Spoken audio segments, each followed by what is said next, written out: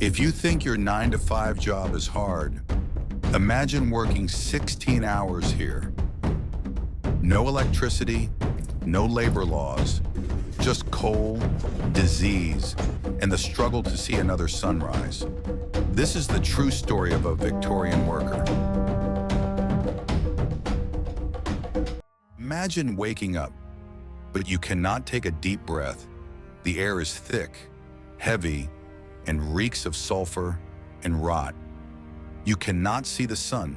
It is choked by the pea super, the infamous, suffocating London smog. You are in the center of the world, the heart of the British Empire. But for you, this heart is cold and merciless. Welcome to the hell of the Victorian era.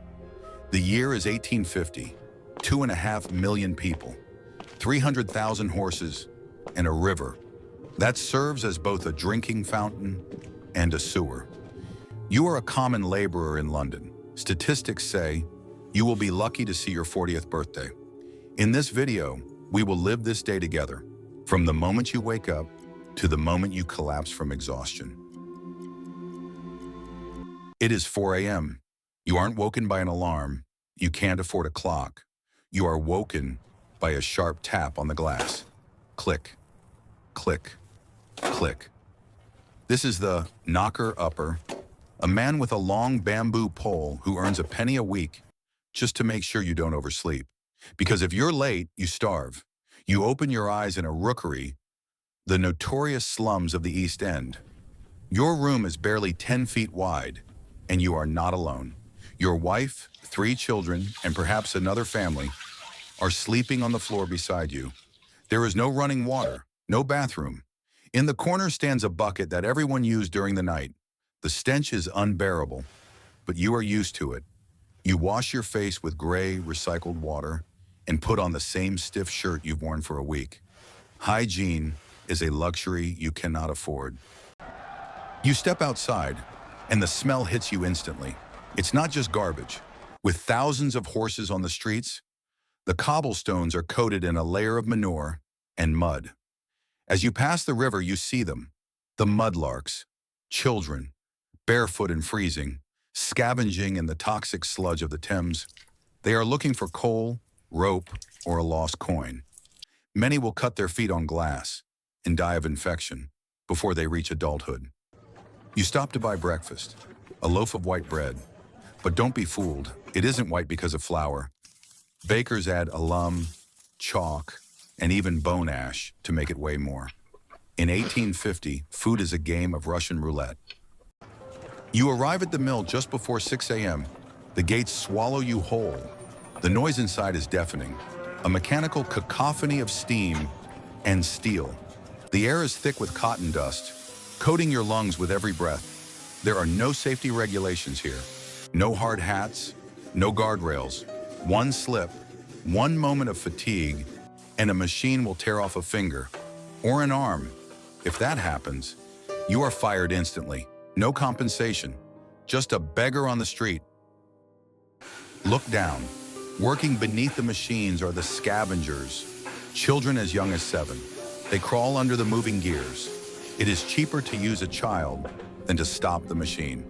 The wheels of industry must keep turning.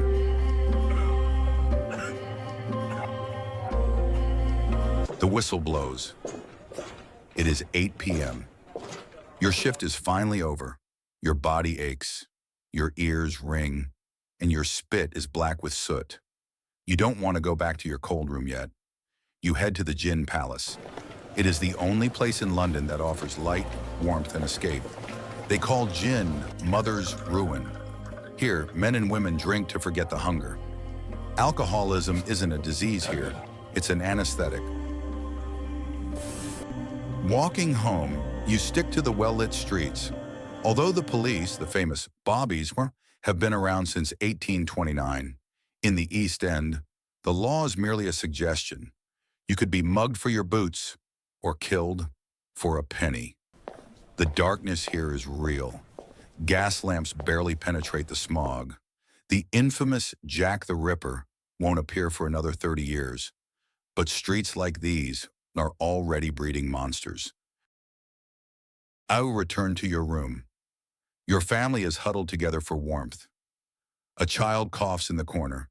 Tuberculosis, typhus, cholera. These are the silent killers of the slums. You eat your meager dinner and collapse onto the floor. Tomorrow, Yuri, the cycle repeats. But remember this, it was these people, with their calloused hands and blackened lungs, who built the modern world. The Industrial Revolution was paid for with their suffering. London in 1850 was a city of grandeur and a city of death, and you have just survived one day in it. If you slept in a warm bed today, hit that like button and subscribe to Living the Past to witness more forgotten lives. Thank you for watching.